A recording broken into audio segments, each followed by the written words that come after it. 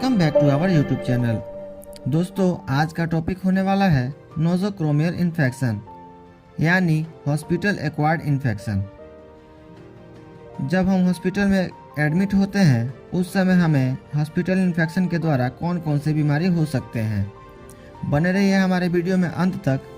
इस वीडियो में हम चर्चा करने वाले हैं हॉस्पिटल एक्वायर्ड इन्फेक्शन क्या होता है, यह कितने टाइप का होता है, हॉस्पिटल एक्वायर्ड इन्फेक्शन का साइन सिम्टम क्या होता है तथा हॉस्पिटल एक्वायर्ड इन्फेक्शन का प्रिवेंशन कैसे किया जा सकता है। तो आइए हम अपने वीडियो को स्टार्ट करते हैं। हमारा पहला प्रश्न है, हॉस्पिटल एक्वायर्ड इन्फेक्शन क्या होता है।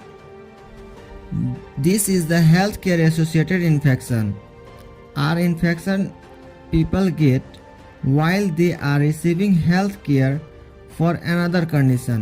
कहने का मतलब है कि जब कोई पीपल या पर्सन हॉस्पिटल में एडमिट है और वो किसी दूसरे डिजीज़ कंडीशन का ट्रीटमेंट ले रहा हो, उसके दौरान हॉस्पिटल इन्फेक्शन के कारण कोई और डिजीज़ हो जाता है, उसको ही हम हॉस्पिटल एक्वायर्ड इन्फेक्शन या नोजोक्रोमियल इन्फेक्शन कहते हैं।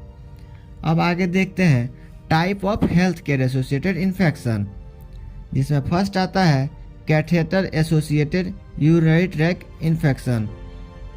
शॉर्ट फॉर्म में बोला जाए तो CAUTI।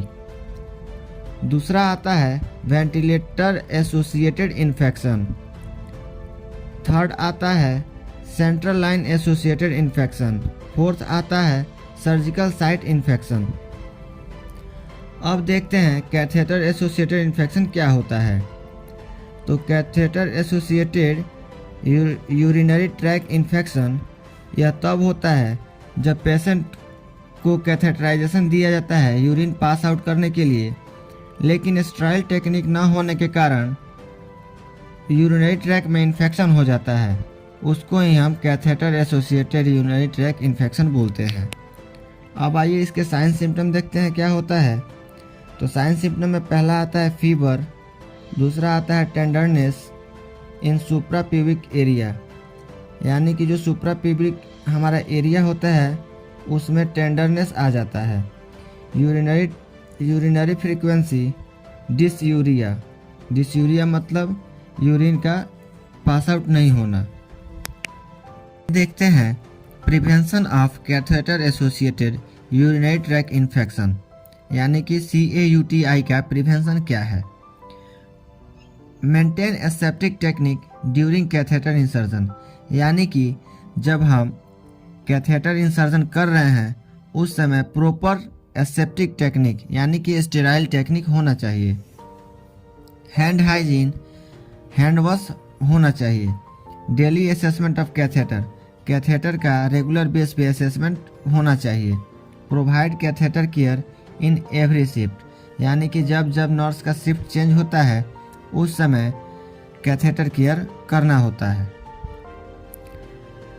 अब दूसरा आता है वेंटिलेटर एसोसिएटेड इन्फेक्शन।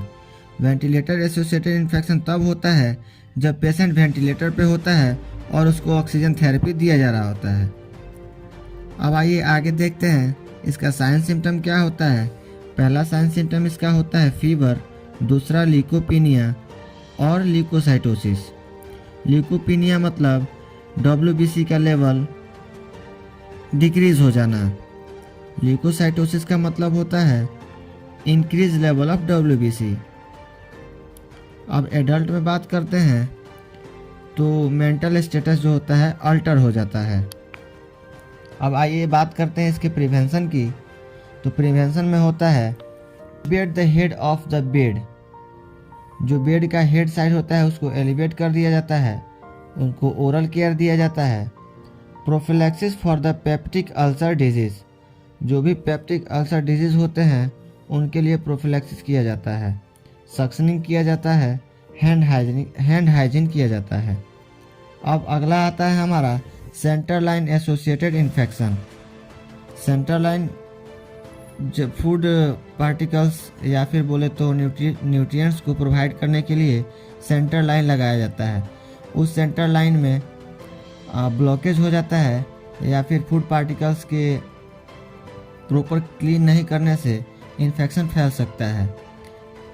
इसका साइन सिम्टम होता है fever and chilled due to infection, infection के कारण ठंड लग के बुखार होना, पेन यानी कि दर्द, स्वेलिंग, इन्फ्लामेशन हो जाता है उस रीजन में, discharge and redness at the insertion site, जहाँ पे सेंटर लाइन डला होता है वहाँ से फ्लूइड डिस्चार्ज होने लगता है या फिर रेडनेस हो जाता है।